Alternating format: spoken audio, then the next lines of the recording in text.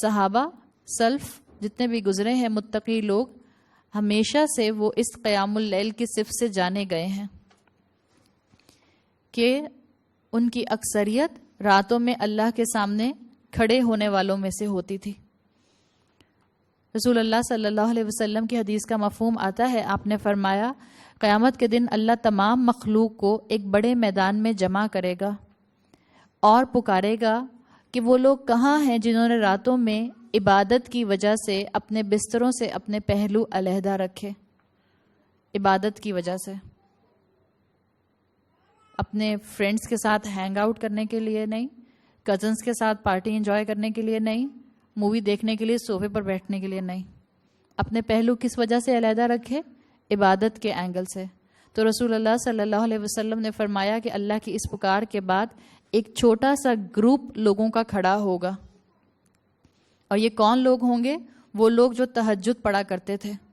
یہ تعداد میں بہت کم ہوں گے, اور جب یہ کھڑے ہوں گے تو ان سے اللہ کہے گا تم سب جنت میں بغیر حساب کتاب کے داخل ہو جاؤ. بہقی کی روایت ہے یہ. تو تہجد پڑھنے کی اہمیت کی طرف مسلمانوں کی توجہ دلائی جا رہی ہے کہ ہم اپنی زندگیوں میں اس نماز کو شامل کریں. چاہے ابھی آپ اپنے 5 وقت کی نماز میں خشوع لانے کی سٹرگل کر رہی ہیں, وہ ساتھ ساتھ کرتی رہیے. اس ایفرٹ کو بھی اپنی زندگی میں شامل کر لیں کہ راتوں میں ہم اللہ کے سامنے کھڑے ہو سکیں, چاہے چند لمحوں کے لیے ہی صحیح, چند لمحوں کے لیے ہی. اس لیے کہ تہجد کا وقت ایسا ہوتا ہے کہ جس میں بندہ اپنے رب سے مناجات کر سکتا ہے, مناجات سرگوشی کر سکتا ہے, اللہ سے دعائیں مانگ سکتا ہے. تو کوشش کیا کرنی ہے؟ ایفرٹ کرنی ہے کہ ہم اپنی 5 وقت کی نمازوں کے ساتھ ساتھ اس نماز کو بھی اپنی زندگی میں شامل کر سکیں. اور رات کا وقت اللہ سے بات کرنے کے لیے بہترین ہوتا ہے. اس لیے کہ میرا جہاں تک ذاتی خیال ہے, میرا خیال ہے رات کے وقت میں واٹس ایپ کے گروپ بھی خاموش ہوتے ہیں, اکثر و بیشتر خاموشی ہوتے ہیں.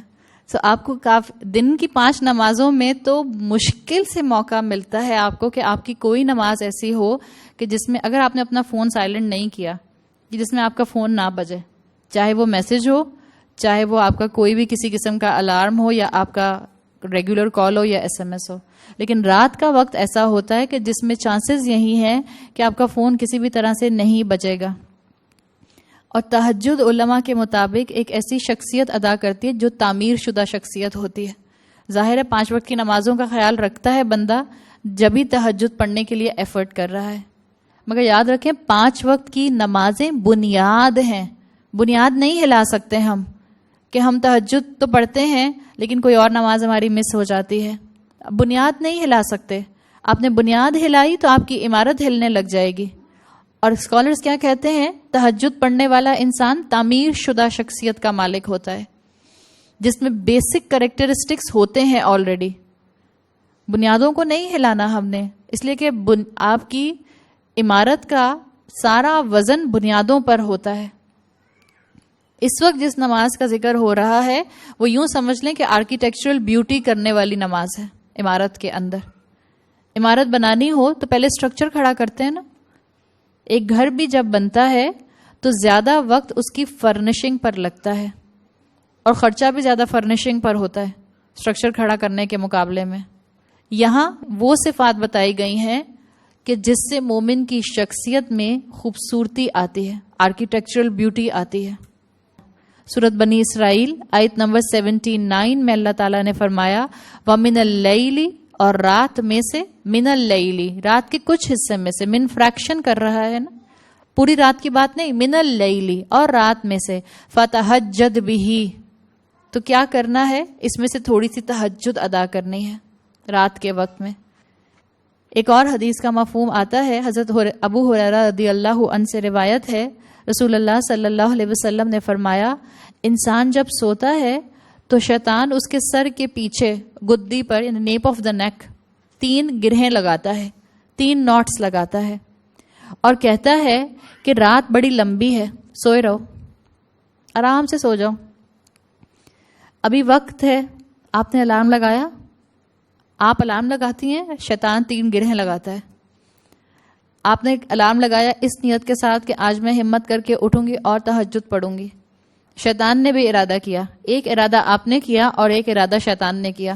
اس لیے کہ جو نیکی کا ارادہ کرتا ہے تو شیطان کیسے پیچھے رہ سکتا ہے اس کو اس نیکی کے ارادے سے دور کرنے کے لیے. شیطان نے کیا کہا؟ اس نے بھی ارادہ کیا اور اس نے 3 نوٹس لگائے. کیا نوٹس لگا کے کہتا ہے؟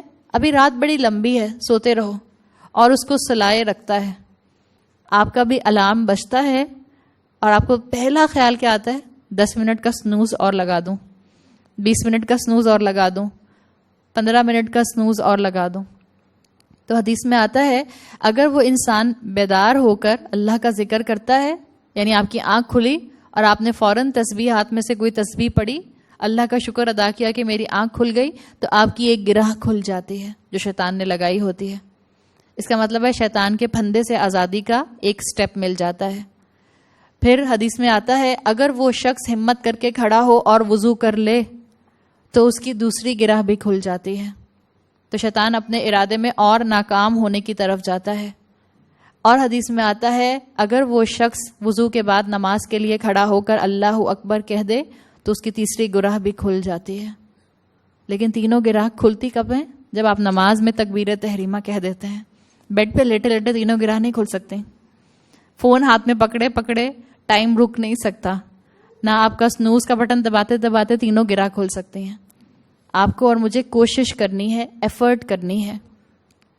اور پھر ایسے انسان کے لیے حدیث کے مفہوم میں آتا ہے کہ وہ نفس پھر پاک ہو کر صبح کرتا ہے.